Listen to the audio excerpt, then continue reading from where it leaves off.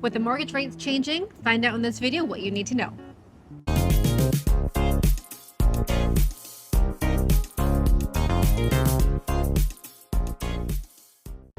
All right, you're going to find out what is changing with the mortgage rates, and I am with Sherlock Yam here, who is a mortgage broker. And Sherlock, what is happening with the mortgage rates right now? They came down, but what is anticipated for the next buyers out there? Yeah, so it's quite a good time if you're a home buyer. I would say now is a good time to get into the market if you are thinking about buying, because there's going to be a wave of people jumping in the next 6 months if they haven't already. The Bank of Canada dropped their rates in June, only 0.25%, but the bigger news is the report that came out from CMHC. Now they're predicting that home prices are going to hit another high, all-time high in 2026. Okay, so that means right now is when the best time is basically to buy, because the prices, if they're saying that in 2026 is going to be an all-time high, right now is when we want to start looking at places because they're going to be a little bit more affordable. Exactly. Right? Yeah. If you wait until everybody else jumps into the market, you're obviously going to be in a competitive situation, and prices are steadily going up. Whenever interest rates go down, competition and people start jumping into the market sooner, Right. And therefore prices get higher and higher. What's predicted to happen in the next 6 months is, and this is something that came out from big banks like TD and RBC, the rates are expected to continue to decrease. So 0.25% for the next couple of meetings, which means that we could be down 1% by the end of the year and potentially another 1% for 2025. Wow, that's great. So that's really good. So that's a big difference from the last 2 years that we've had with these really high interest rates. Okay. Exactly. And it has a lot to do with, low supply, very slow home starts in Vancouver specifically, Right. As well as mortgage rates coming down. It's a perfect storm for activity in real estate, which means if there's not enough properties to be able to be sold and there's a lot of buyers, what typically happens is home prices go up, right? Okay. So as a first-time home buyer, what would be maybe some tips for first-time home buyer trying to get into this market, knowing that in the next 2 years the prices will be really high? Do you have any suggestions, maybe like a couple tips that they would consider? For sure. Yeah, definitely. Make sure that you get pre-approved, even though you're not ready to buy just yet, and it may be a 6 month timeline in terms of when you're really thinking about purchasing. Get pre-approved now, find out what you can actually afford, and if you do come across maybe that perfect property that you're seeing online, or when Erin sends you a few listings, and you start to go to open houses on a weekend, that you are prepared to make an offer if that is the perfect place for you. And that's a really good point. When you're going to open houses, it's great to look at things, but what happens when you find that one perfect place and you do want to put in an offer and you haven't been pre-approved? So it's also a good idea, get pre-approved by Sherlock here, then he will let you know what you can kind of afford. So when you start shopping, if you do, then you can pull the trigger if you're looking at open houses. Exactly. Or even viewings, right? Exactly. And as much as we like to think that every property is pretty much the same, Vancouver condos, they're quite unique. Very right? different. Very different. Yeah. Each building is different. The views from each unit is different. Yeah.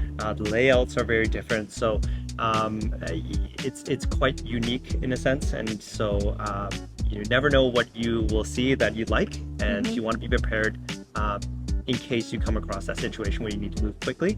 Definitely get pre-approved. Okay, sounds good. Anything else for a first-time home buyer, maybe? Down payment has always been a big question and a big concern for a lot of people. So while we're doing the pre-approval, that might be a good time to get together your down payment, or at least find out if you have or how much you have available for the down payment, because there's closing costs as well. Have that conversation with mom and dad. Maybe you'll be able to borrow something temporarily as a form of a bank of mom and dad, or as a form of gift. But have those conversations early, even though you may not be quite ready yet, but just be prepared. Okay, sounds good. Yeah.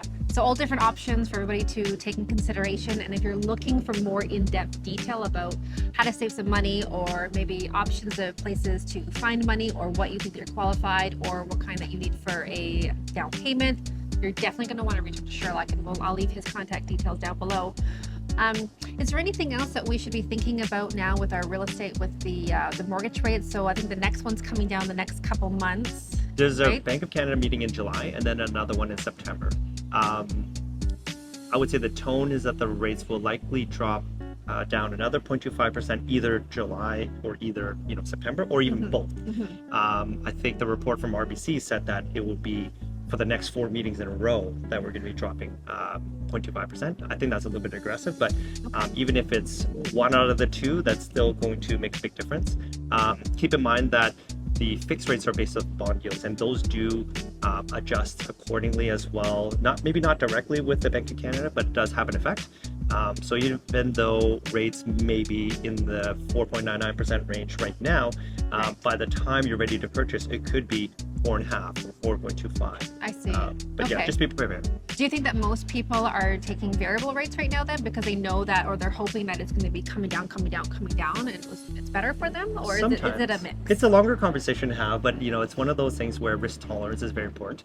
If you're going into a variable rate right now, you're looking at about 6%. If you're doing a fix, it's 5%. So you're paying a little bit more. But what you're able to do on a variable mortgage that you can't with a fixed is convert from a variable to fixed at any point in time. So maybe you can rewind. What did you just say? So with a variable mortgage, a lot of people don't realize you can actually convert from a variable mortgage to a fixed rate.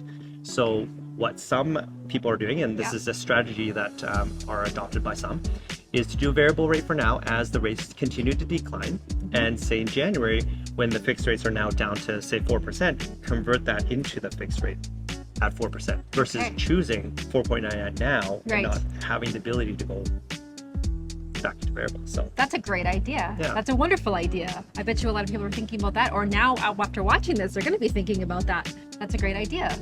Some good strategies, but happy to have a conversation with anybody and run the numbers. And obviously it's all based on risk, and everybody has a different appetite for that.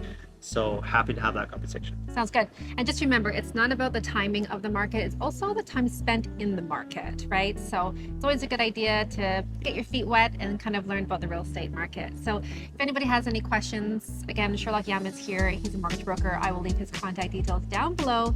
And if you have any questions regarding real estate or touring or real estate questions in general, you know who to reach. You can call, text, or email. All right. Thanks, everybody. Erin Price Emery, your real estate expert with Sherlock Yam. Thanks, Erin. Thanks.